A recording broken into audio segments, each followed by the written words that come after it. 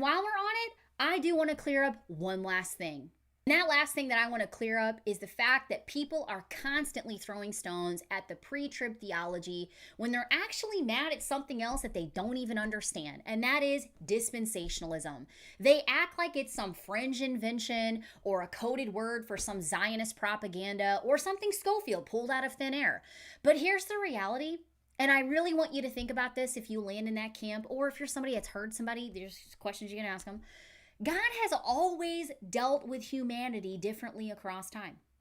Not different ways of salvation. I think that's where the confusion sets in, as people think that dispensationalism believes in two different variations of salvation. No, we don't. It's through Jesus alone, faith in Jesus alone. The Jews don't get a pass because of who they are. They still got to believe in Jesus. Anyway, there's always been grace through faith. Everyone, including the Jews, must believe in Jesus. Let's just say it that way. But there are different instructions. There are different covenants. There's different stewardship, which is also another word for dispensation, over time. It's what the Bible calls, and hopefully I can pronounce this right, I can't.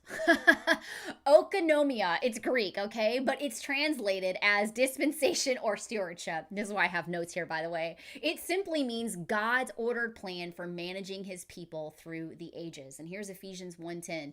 In the dispensation of the fullness of times, he might gather together in one all things in Christ. So here's the real question. Let's just break dispensationalism down into its simplest form, okay? Do you believe Adam, Noah, Abraham, Moses, David, and the church were all given the exact same marching orders? Of course not. That's a crazy question for me to ask. Why? God's program unfolds. And that's all dispensationalism says. It's simply that God's program unfolds. Now, J.B. Hickson always jokes about this whenever he's talking about dispensationalism, and I love it, and I thought I would put this in here. He has 3 easy ways to know if you're already a dispensationalist. 1, do you go to church on Saturday? Nope. Okay, then you believe the Sabbath command for Israel doesn't apply the same way under grace. Number 2, did you bring a goat to church last Sunday? No? Okay, then you agree we're not under the Mosaic sacrificial system anymore. And the last one, which is kind of funny, number 3, do you garden in the nude like Adam and Eve? Hopefully not. Okay, hopefully not.